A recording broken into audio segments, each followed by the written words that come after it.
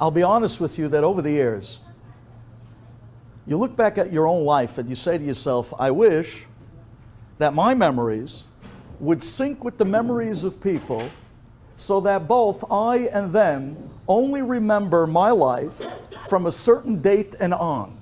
Because before that, like in the years of high school, I don't want to remember.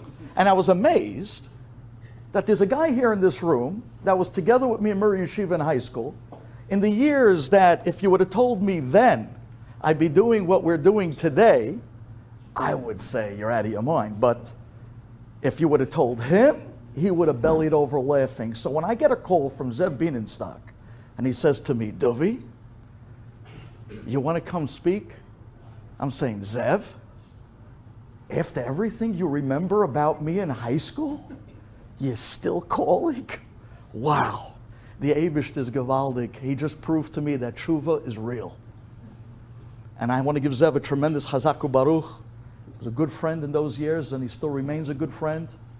And to look around the room in the presence of these, I would like to say that the opportunity here tonight was really mine, and it was a little bit awkward. I never spoke by a Chevra Kadisha event before in my life. I don't really know what is there to say. What's the right? What's the wrong? What do you say? What's the protocol? And at first, I started thinking to myself, okay, relax. Just take it as a regular drasha. And a regular drasha, a guy would get up, and he would basically say, I would assume the following. It would sound probably like a Gemara in Sotah Yudalid, where the Gemara over there says, Darash Reb Simlai. Says Reb Simlai that the entire Torah begins and ends with Gemilut Hasadim. A famous statement. Tchilato v'sofo v'gemilut Hasadim. Says the Gemara, Tchilato, the beginning of the Torah, starts with the concept of Valyal Bishem Kotnot Or. Hashem clothed them. He did chesed with them. He gave them clothing. He gave them respect after they found out that they weren't with clothing. And at the end of the Torah, says the Gemara, Dichtiv, the Pasuk says, where's the Gemilut Chasadim that the Torah ends with? Dichtiv vayikbor oto bagai. The Eibishter himself buried Moshe Rabbeinu after he took him b'nishika. That means that the Gemilut Chasadim that the Torah flaunts, Hakol holech achar hagmar. The Gemar is always the most important in the eyeglasses of Torah. What was the most important Gemilut Chasadim that was flaunted in Torah as the Gemar? Vayikbor oto bagai. Hashem buried him, Moshe Rabbeinu, a kvura al yidei the Eibishter himself. And that was the great Gemilut Chasadim, the last Gemilut Chasadim that the Torah ends off with. And that says to a guy like me that if you want to know what the quintessential Gemilut Chasadim is out there, it has to be this amazing concept of Kvurat Yisrael. And anyone that has a hand, forget about a hand, a pinky, in this amazing process of Chevra Kadisha, showing an incredible respect, an act of chesed shel emet, to someone of Kvurat Yisrael, that's the moment that they indulged in the greatest Gemilut Hasadim possible. That's what I would have walked up here tonight and said on a typical dirasha. But I never spoke by one of these events. I never spoke to Chevra Kadisha. And if that's the case, I said to myself, if you don't do this every day, that means that they do what no one does every day that we don't do any day. And if that's the case, they deserve something unique because that's the line of work they're in. And if that's the case, I want to tell you tonight something unique, not the typical drasha. I'm not hitting you with the sofo and the tchilato. I want to hit you with something that I think is as unique as the line of work you're in. And that is, Vaya'amod Ben HaChaim uben HaMetim v'te'atzar ha'magefa. That's what I want to talk to you about tonight. I want to tell you where you stand. I want to tell you where you stand in the eyes of Shammai. I want to remind you of an amazing saga that took place right after the Maaseh of Korach, and there was so many that passed, and they came with tinus to Moshe Rabbeinu. It's your fault that this happened. And suddenly, because Klal Yisrael began to scream again at Moshe Rabbeinu, in spite of what took place by Korach, a Magefa broke out. And Aharon HaKohen had to turn to something fantastic, a secret of Klal Yisrael, nothing less than the Ketoret itself, and he had to walk amongst the living and the dead. Vayamod ben HaChaim uben HaMetim vate'atzar HaMagefa. I said to myself, you know, when you're dealing with people that they're so involved in every step of Chevra Kadisha, they're living vayamod ben HaChaim or ben HaMetim. We have so much going on. So much difficulties in Klal Yisrael. The Magefot come in all different faces. And there are a few left that are still vayamod ben HaChaim or ben HaMetim, and maybe after tonight's little revelation, we could possibly have a hand at being the ones of Vate'atzar HaMagefa. Because I realized that these people are amazing people, very unique. Let me explain to you where I'm coming from. The opening speaker that generously introduced, he mentioned a man that's a legend in his own time. Rabbi Lankry was something, I mean, if you knew him, even if you didn't know him, if you heard about him, I mean, the art scroll books that they're going to have to write on this guy is going to be a few volumes, okay? Because, you know, just by the Levaya, let alone later on by the Shiv'ah, let alone what's going to be coming out in the future in the Shloshim, and so on and so forth. The stories are non-stop of what's rolling out about this one-man powerhouse of a Chevra Kadisha organization who single-handedly took on the entire Sephardic community. He took calls 2, 3, 4 o'clock in the morning. There was never a call he didn't answer. There was never a met that he didn't attend to. There was never a time that he said, I'm not up to it, or I don't feel well.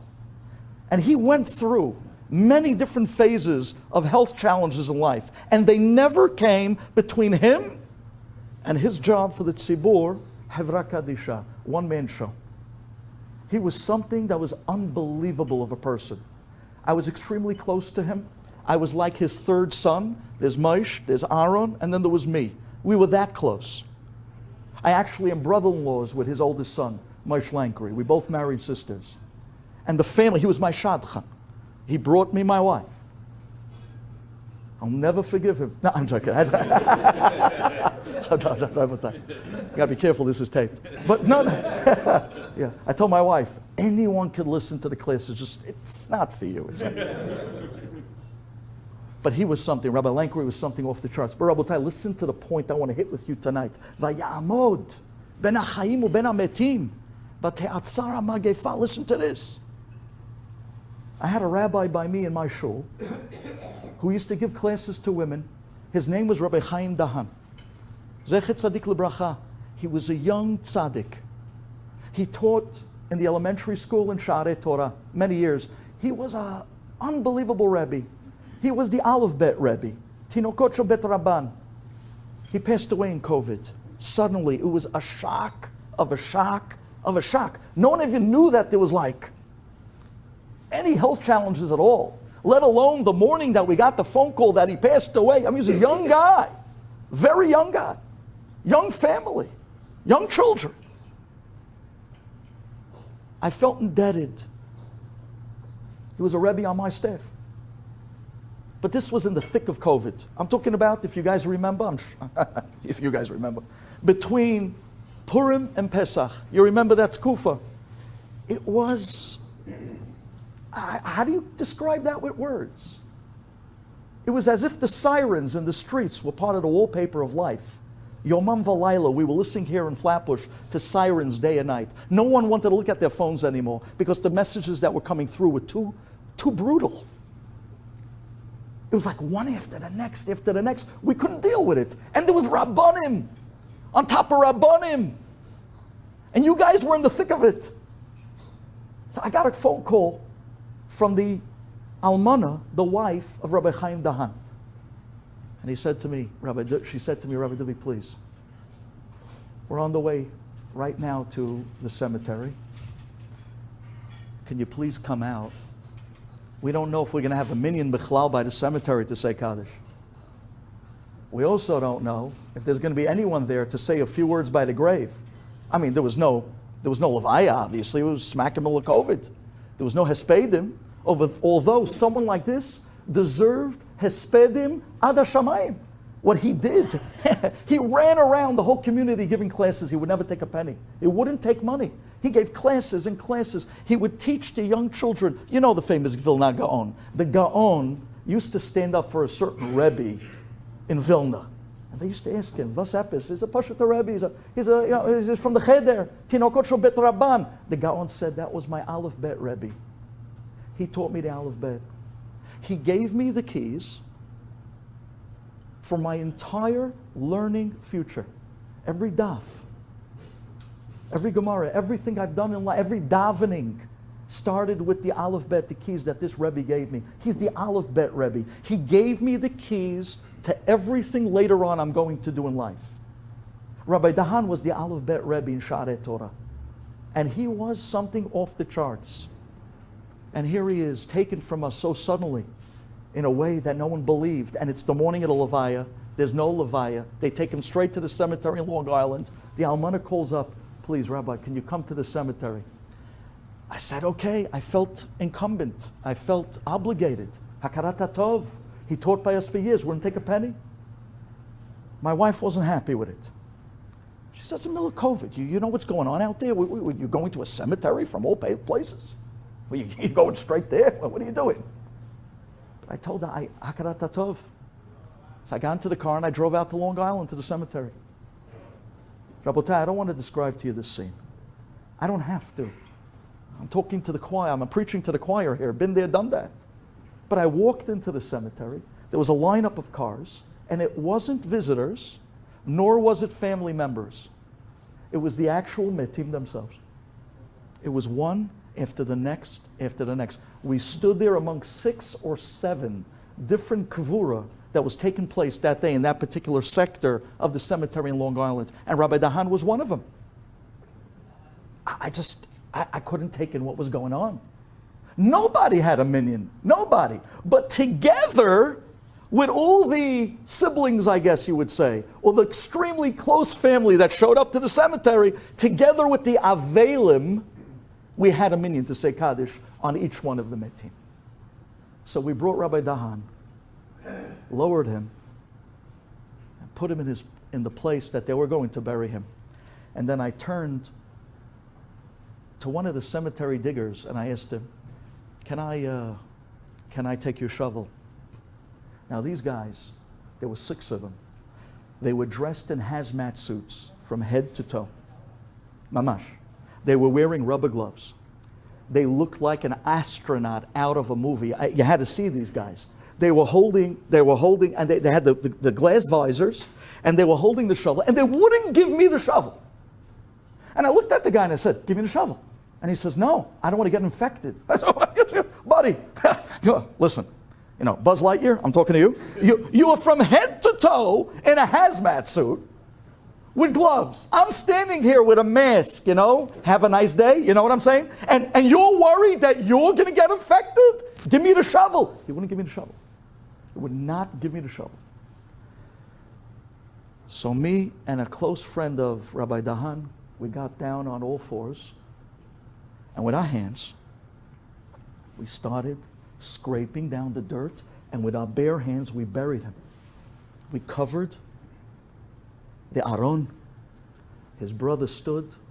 We brought together other people that were there in the area. And we said Kaddish. And then we went on to the next Kvura. And then we went on to the next Kvura.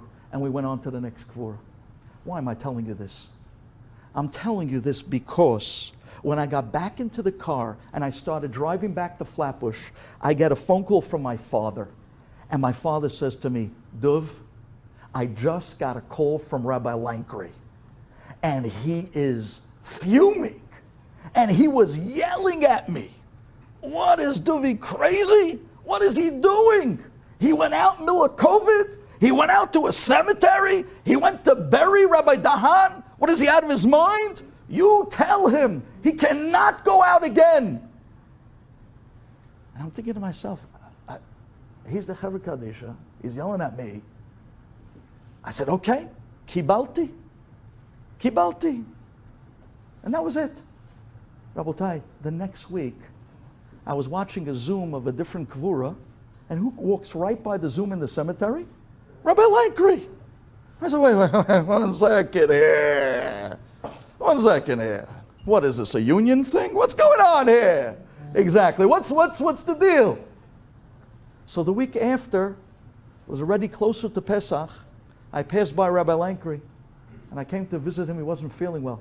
And I said, Rabbi, nothing personal, but you really gave my father over the head when you heard that I went to bury Rabbi Dahan, who was a Rebbe by me. I had an obligation to the man. Come on. And then you scream and you yell at me that I stepped outside in the middle of COVID. The very next week, you're burying people. My high. Ain't stira gedela mizu. Come on. What did you want from me? Listen to his answer. He said to me, you stupid. This is what he tells me. Listen to what he says. He says, you're stupid. Malach HaMavet is scared of me. But you're a dead man. That was his, I'm telling you straight away. That was, you're stupid. Malach HaMavet is scared of me. But you're a dead man. I thought for a minute, what did he just say?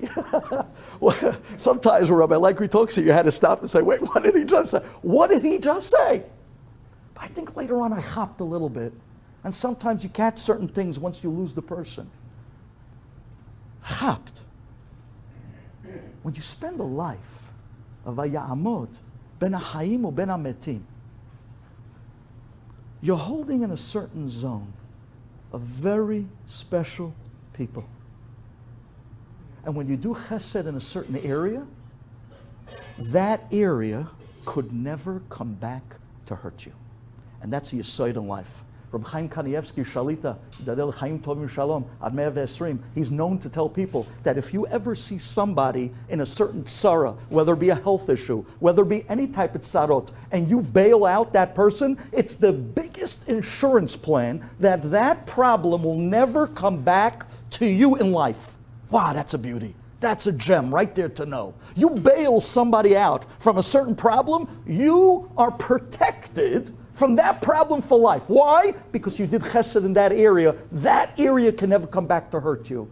When you have the people that their gemilut hasadim service, their chesed, is constantly vaya'amod ben ha'chayim u ben ha'metim. It's an amazing concept. How the concept of death shies away from that person. Ad kedei kach, that Rabbi Lankry, Shabbat afternoon, came down, dressed in a suit, gave 2 shiurim, ate a regular kiddush, afternoon gave another shiur before mincha, at night gave a shmuz sudat shalishit, prayed with the tzibur arbit, went back upstairs to his apartment above the shul and had seudat revi'it, malava malka, smiled to everybody, gave his typical berachot, looked like $1,000,000, went into his room, laid down and closed his eyes, and went to sleep for good. Benishika. And that's when his words rang in my head. You stupid. The Malach HaMavet is scared of me. He has no shlita on me. But you're a dead man. What I'm telling you, the next morning, we got the phone call. The rabbi was taken peacefully. Peacefully. So this is a very special zone to live in by very special people. Don't underestimate the fantastic chesed and the area that you live. But at the same time, I do want to bring up a certain Gemara that I think you should know. I'm not going to take you long. But there is that amazing Gemara on Ta'anit. The Gemara tells us that in the city of Surah, there was a plague, there was a dever. And all around in the surrounding areas, people were passing constantly, large numbers of metim. But in the town of Rav, the dever, the plague, did not come in. And everybody wasn't touched by this particular plague. And the Gemara says, at first they thought it was the zechut of Rav. Says the Gemara, no. Zchuta de Rav, milta zutra tahi. Do you think the zchut of Rav is that small? It's only strong enough to protect the town? Nah, that's katan alav, like they say in Hebrew. Is that katan alav? The zchut of Rav is much bigger than that. Rather, you know why the city or the town of Rav was not touched by the plague? You want to know why COVID-19 never made to the city of Rav? I'll tell you, says the Gemara. The rabbis that night had a dream. Ubachalomo, they saw that there was somebody in the town that lent his shovel to be able to do a kvura for someone who passed. And in the zechut of lending a shovel for the kvura of a met, the entire city was protected. A shovel? He lent a shovel. How many hours did he invest by lending that shovel? A minute. He went to the garage, dug it out under the schach. He finally found it, pulled it out, brought it outside to the neighbor, told him, here you go, I'm sorry to hear your loss. How long did that take? But that chesed, that maybe took him 4 minutes, protected the entire city from dever. What about a guy that gets up in the middle of the night? What about a guy that puts in hours? What about a guy that goes to the hospitals, somebody that handles with the administrators that sometimes could be difficult, somebody that steps up to save a matziv where there was a family member that was considering non-kvura, and then a Yiddish cup came along and explained to him, what are you missing? What are you doing? Could you imagine what type of unbelievable shmirah these people carry? And then if I may just close this and say, one last point. Vayamod ben ha'chayim uben ha'metim v'te'atzar ha'margefa. Because take a look at that story in Surah. A guy gave a shovel and he stopped the entire magefa. Could you imagine an entire organization of Chevra Kadisha, the type of shmirah that you guys bring to the entire New York? Could you imagine that what you're doing is for Klal Yisrael to the extent that chas v'shalom, if there was any gzeiros, any magefot, chas v'shalom, there are people that are standing against, pushing back, and they have what to show. V'te'atzar magefa. If a shovel can do it, then the heart and soul of this crew can definitely do it. Let me just end off with a maisa. Now, I'll tell you the truth. If I wanted to get away easy, I could have just gotten up and told you the story about my good friend Rabbi Ammon from Deal, New Jersey. But I think that story went around so many times, and they actually made videos about it, that they actually dried it out l'chalutin. So I don't know at this point if it's kedai, I heard it already 5 times. So I decided, b'schut, my good high school friend Zeb Bienenstock, I haven't seen him for years. He's as red as he was in high school. I'm telling you, the only difference is over here, he used to be blonde and red, now he's white and red, but it's the same look, Ba'etzem. The halo, the shine is still there. So b'schut Zev, a good friend, I just want to say something that I think one last dimension of the uniqueness of this crowd. Vayamod ben ha'chayim uben ha'metim. I believe that you guys are privy to a third dimension. A third dimension. There's a dimension of the living, and then there's a dimension of those who passed. And then there's this very interesting zone. It's the nishtahi nishtaher zone. It's the zone that the Gemara wants to attribute to Eliyahu Hanavi, by the way. The people that are able to walk in between worlds. But there's something about Chevra Kadisha that gives them a certain ticket to a third prism, a third dimension that most people never visit, nor did they ever experience. And I think that every single guy in this room knows what I'm talking about, lamrot, that it's going to be very difficult in words to describe. But let me just tell you a quick story of where I'm coming from, and we'll call it a night. Rabotai, listen to this. So my brother, Rabbi Yossi ben Shushan, he learned by many Gedolim in Eretz Yisrael. He got smicha, and they told him here in Eretz Yisrael, although he had a yeshiva there, the nickname his yeshiva, it was called Yesod, but they nicknamed the yeshiva Last Stop, because it was the last stop. Pshuto k'mashmao. These were kids that were after the rehab centers. Lo aleinu lo alechem, we should never know from this. But these were the guys that already the world gave up on. They were mamash in the eyes of parents and most teachers goses. And they were sent off to Israel just to patter themselves, Kaylee. Just to, where else are you going to send them? We already sent them to California, and we already sent to Florida. I don't want to say. But the bottom line is, he was given the cream of the crop, the best of the best, the Abish's children. And they had this crazy success rate going on over there. Crazy success rate. Where the rehabilitation centers in the United States of America have a 17.5% success rate. Did you hear that number? Did you hear that number? You hear that number? Wow. Out of 100 kids that walk into a rehabilitation center, I'm talking about the best rehabilitation centers in the United States. You'll look this up. Chacham Google, you'll see the Shara Gugalim, you'll see over there. You'll see it. You'll see what I'm talking about. You'll look up what the success rate in the best rehab centers for young teens that are obviously hitting up on the wrong things. And you'll see that the numbers are extremely low. And in Israel, they were doing 85% sex. I asked Yossi, Yossi, I don't get it. What are you, a Tana? What are you doing? What's your gig? He said, I'm not doing anything special. I'm sitting down with the guys.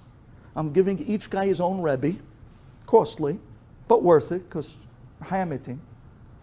And somehow or other, I believe in the product that the Torah itself is able to turn the insides out and change the essence of even an addiction. Wow. What a mahalach. And he was doing this for years, and he was saving, wow, hundreds of kids. And then his Rebbe came to him and told him, Yossi, we didn't train you for Eretz Yisrael. Ner le'elef. We were supposed to send you out. So they sent one of my brothers out to Lakewood, one brother out to LA, another brother out to Cleveland, and Yossi was sent to Cleveland. And the idea was that he was going to run a high school, which he does, and he was going to run a rehab center, which he does. And he tells me the following story. He says there's a rabbi in Canton, Ohio. His name is Rabbi Kushner, and we got permission to use his name tonight on film, because if you've ever spoken in public and you're taped, you'll learn very quickly the do's and don'ts of what you can say when being recorded, because when they throw rocks, they're not pebbles, Rabotai. Listen to what I'm telling you. In the 9 days, when they throw rocks, they're not pebbles. We're looking at boulders and avalanches. So it goes like this. He says to me that Rabbi Kaufman, Canton, Ohio, calls Yossi up one night at 2 o'clock in the morning, and he says, Yossi, I need your help. Can you come out with me? He says to him, yeah. He said, I'm going to pick you up in 5 minutes. He says, where are we going to? I'll explain when you come out. So Yossi says, AJ, listen, I'm a little nervous. It's 2 in the morning. Where are you taking me? He said, no, just come out. He pulls up in a Suburban. Now, this guy doesn't drive a Suburban usually. So Yossi already is saying, something's up. He comes out to Rabbi Kaufman. He jumps in the car. He says, where are we going? He says, we're going to the other side of Ohio. He says, really, where? And he tells him some Hickville place. He says, talk to me. What is going on? He says, listen to me. This afternoon, a guy walked into Tells Cleveland, an unaffiliated, non-religious Jew. And he walks directly into the Bet Midrash of Telz, and he walks up to the first bacher, and he says to him, tell me, who do I speak to get somebody to say the thing that you say all year for someone who dies? B'zeh halashon, the thing. And right away the boy understood that he didn't understand. So he directed him to one of the Rabbeim. He brought him to one of the Rebbes. The Rebbes understood what the man wanted. And he said to him, well, we could try to work out somebody. When is the Levaya? And he says to the rabbi, no. There's no funeral. My dad wanted to be cremated. He said he didn't want people to push, to schlep, for people to be matriach them. It's easy, kacha, in, out, in a little bottle of ashes, and that's it. He didn't want to really be matriach anybody. So he said he was okay with being cremated. When the rabbi in Telz heard that, he said, cremated? A yid? He quickly called up Rabbi Kaufman, because he's the Chevra Kadisha of Canton, Ohio. And he's a guy that gets things done, if you know what I mean. Somehow or other, the Chevra Kadisha people, in that certain third prism that we're talking about, has a certain siyata d'shmaya in their own zone that they get things done. And he's one of them. So Rabbi Kaufman is now driving with Yossi. He says, Yoss, I didn't want to tell you because I didn't know if you had the stomach for this. But we're on the way to the crematorium. We're going to bust this guy's body out of there. Yossi looks around Kaufman and says, you're joking, right? He says, no. I'm not joking. We don't get this guy out in the middle of the night. By tomorrow morning, he's like the ashes of the Parah Adumah. He's gone. He's done. He says, but how are we going to do it? He says, don't worry. I'm telling you, you'll see. Just stick with me tonight. Bezat Hashem, we're going to get this guy's body out. He said, okay. An hour later, they pull up the crematorium. Yossi tells me he gets out of the Suburban. Now he hops why he came in a Suburban. You see, the trunk of his Toyota Camry is just not going to do it this time. You know what I'm saying? So he gets out, he says, the Suburban, I should have seen it coming. He gets out, Kadisha. He gets out of the Suburban. Rabbi Kaufman turns to Yossi, do me a favor, Yoss, put down all the seats in the back. Yossi says, oh. He opens the back, puts down the seats, and he sees he already has these wooden boards going across the back. He says, he was preparing for this. I didn't even see this coming. Yossi says, I walk inside to the crematorium. There was a 6'2" hick. He looked like one of the devil's hands. He was one of those guys. The guy that had no expression, no charm, no face. He was literally the Sharha guy, if you know what I mean. He was, I don't want to say it. Velo yordeh duma. We'll just leave it at that. This guy was Duma, the angel of doom. Yossi looks at this guy's face. He says, I saw death all over this guy's face. He's the one that runs the crematorium in Ohio. And Yossi looks at this guy, and he looks back at Rabbi Kaufman, and he says, Chavod, Hazaku Baruch, good luck. Rabbi Kaufman, I don't know. I'll jump on him. I might reach his kneecap. Like, what do you want me to do here? How are we going to? Just leave it to me. Just keep the car running. He said, okay, I keep the car running. I got the getaway car with the seats down and the wooden boards, of course. Yes, he walks back inside and he sees that Rabbi Kaufman is talking to this guy and he's schmoozing him up and he's talking to him. And finally he says to him, okay, so tell me, are you ready to bring out the body? He says, fine, Rabbi. I don't like you guys. That's what he tells him. I don't like you guys. You're messing up my business. But I'll bring him out for you, Rabbi. The guy goes into the back room. He opens the freezer. They hear the drawers opening, the drawers closing. And he comes out with a guy in a body bag. Now, there's no coffins here. There's a guy in a zipper. There's a guy in a body bag. Forgive me for the detail. I don't want to take away from your fleishiks in the middle of the 9 days. But this is the deal. And if I'm talking to the Chevra Kadisha, what I'm telling you is a walk in the park from what you guys have seen. So I'm allowed, at least tonight. He throws the body bag over his shoulder. He comes walking out like one of these lumberjacks, like he's holding and he flops it on the floor and he says, there's the guy, take him. So Rabbi Kaufman looks at Yossi and says, Yossi, grab the legs, I'll grab the head, we'll take him. Just then, Og, Melech HaBashan, turns back to him and says, wait 1 second. You owe me $100 for the body bag. I want $100 for the body bag. So Rabbi Kaufman says, I'm paying you $100 for the body bag. I got my own body bag in the back of the Suburban. Yossi says, no, Rabbi, pay him the $100. I'll pay him the $100. He says, no way. But on principle, I will not. He says, no, now's not the time for principles. It's 3 a.m. The guy is dead. He's giving him to us. Before Og changes his mind, grab it and let's run. The car is running. I put the seats down. The Suburban is open. Let's get out of here. Huh? That's crematorium. Spooky. Scary. Grab the bag. Let's get out of here. He says, no way. I will not. And Yossi tells me, I'm looking at this guy. And why isn't he feeling what I'm feeling? And he says, I chapped. Why? He's a Chevra Kadisha. This guy lives in the third prism of life. These things don't even faze him. He says, so Rabbi Kaufman ran to the back of the Suburban and pulled out his own body bag with the same zipper. And he comes out and he says, Yossi, okay, let's do this. He says, no way am I doing this.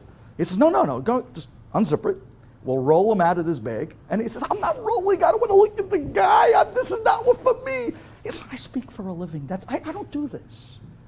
They unzipped the body bag. They moved him over to the other body bag. They zipped him up again. They gave Og back his body bag. Keep your $100. And they grabbed both sides and carried him out and put him in the back of the Suburban and locked him down with these Velcro straps on the back of these wood boards. And then Rabbi Kaufman goes back inside. Rabotai, you guys are great. I'm telling you, I wish I can do what you do. You guys are great. He walks back in. He looks Og straight in the eye, and he says to him, now listen, the next time you get anybody coming in here with a last Jewish name, this is my card, you call me. I will pay you for the amount that you normally make on a crematorium, and I will pay you $1,000 above. So not only aren't you losing on your business, you're going to be making money on every Jew that you deflect from the ovens of the back room. What do you say, bro? The guy looks at the rabbi. He says, Rabbi. All right, takes his card. Says, I'll call you if any Jews come through here. I'll call you. Rabbi Kaufman, it's unbelievable. These people are unbelievable. And I understand why. They live in a third zone. Ben Achayim u Ben Ametim. He walks outside. They jump into the Suburban and they drive back to the cemetery closer to the Yiddish side of Ohio. On their way back, Rabbi Kaufman turns to my brother Yossi and he says, Yossi, listen to me well. I've been doing this for years. I want you to know something. Anytime that this type of situation went down, where somebody was on the brink of being cremated, and at the last second, mamish, like at the last second, crazy siyata d'shmaya kicks in, somebody calls somebody who by mistake found out about it, and found out who it was and where it is, and they ran out and they saved them on the bottom of the ninth inning. I'm telling you, this person had to have some big zichut in his lifetime to be saved. I'm going to find out tonight what that zichut is. They have this chat of all different religious groups in Ohio. And it's now coming early morning. Rabbi Kaufman puts on the chat the guy's name, the deceased, and the body bag in the back, and where he came from and what part of Ohio he lived in. Did anyone know any information about this guy?